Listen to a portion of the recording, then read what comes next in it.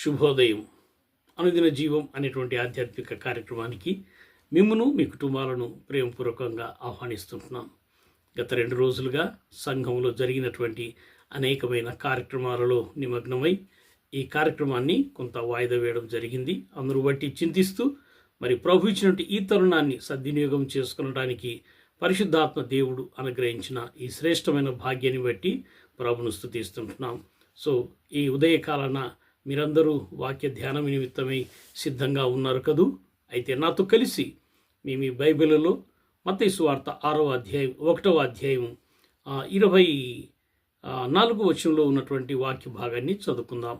మత్తయి సువార్త 1వ అధ్యాయం 24వ వచనం.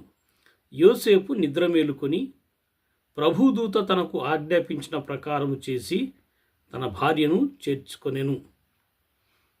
దేవుడి వాక్యమును మన వినికిడిలో దీవించునుగాక. ప్రార్థన.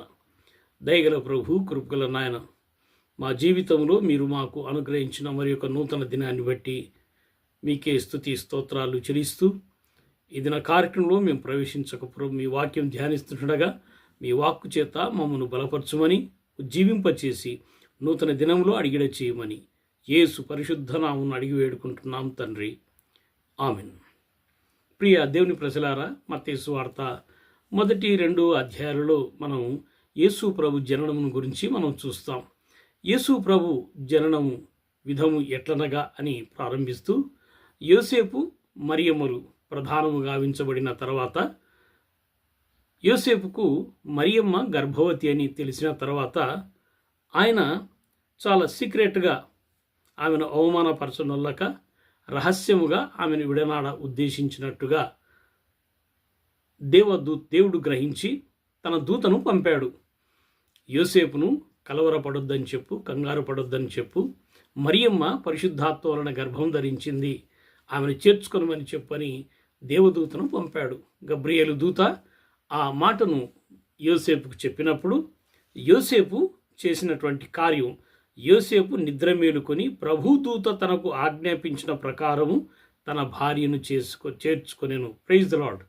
సో ఈ సమయంలో మనం తెలుసుకోవలసిన ఆధ్యాత్మిక సత్యం, పరిశుద్ధాత్మ దేవుడు బైబిల్ ద్వారా మనకు సెలవిస్తున్న ఆత్మీయ సత్యం ఏమిటంటే, క్రిస్మస్ దినములో మనము ఎన్నో కార్యక్రమాలలో మనం నిమగ్నం అవుతున్నాం.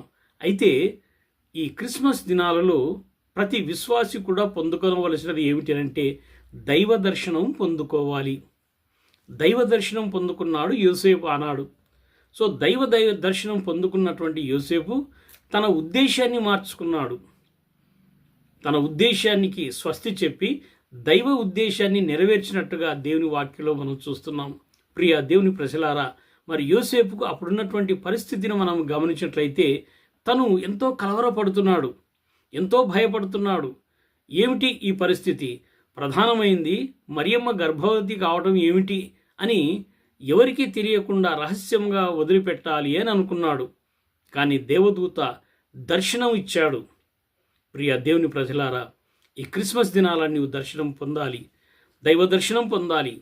మరి ఆనాడు యోసేపు పొందినట్టు దైవ దర్శనం నీవు కూడా పొందగలవు దేవుని వాక్యం ద్వారా. దేవుని వాక్యంలో ఏమని ఉందంటే, యోహాను సువార్త 1వ అధ్యాయం 1వ వచనంలో, ఆదియందు వాక్యం ఉండెను, వాక్యము దేవుని యొద్ద ఉండెను, వాక్యమే దేవుడై ఉండెను. అనుదినము దేవుని వాక్యం ద్వారా ప్రభు నిన్ను దర్శిస్తున్నాడు. నీ స్వచిత్తాన్ని మార్చుకో, దైవ చిత్తాన్ని నెరవేర్చు. ఇక్కడ యోసేపు చేసిన పని అదేనమాట.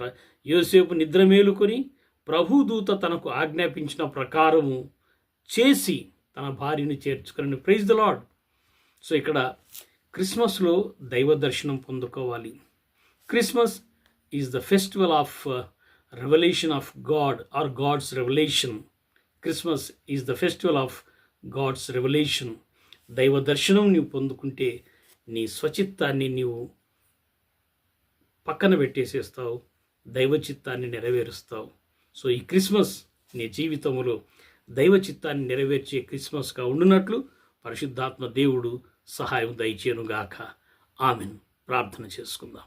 దయగల ప్రభు, కృపగల నాయన, ఈ ఉదయకాలను మీరు ఇచ్చిన వాక్కును బట్టి మీకు వందనాలు చెల్లిస్తున్నాం ప్రభు. అలనాడు యోసేపు మీరు జన్మించినటి ఆ శుభ దినాలలో మా ప్రభువా దేవదూత ద్వారా దర్శనం పొంది హెచ్చరింపబడి తన స్వచిత్తాన్ని మార్చుకొని మీ చిత్తాన్ని నెరవేర్చారు ప్రభు. ఆ రీతిగా మేము కూడా నాయన ఈ క్రిస్మస్ దినాలలో మీ వాక్కు ద్వారా అనుదినం పొందుతున్నటువంటి మీ ముఖ దర్శనాన్ని మేము జ్ఞాపకం చేసుకొని మీ వాక్కు ద్వారా మీరు మాతో మాట్లాడుతున్నారని మేము గ్రహించి మా స్వచిత్తాన్ని సమాధి చేసి మీ చిత్తాన్ని నెరవేర్చినట్లు మీ ఆత్మచేత మమ్మను బలపరిచి నడిపించుమని యేసు పరిశుద్ధ నామమున అడిగి వేడుకుంటున్నాం తండ్రి.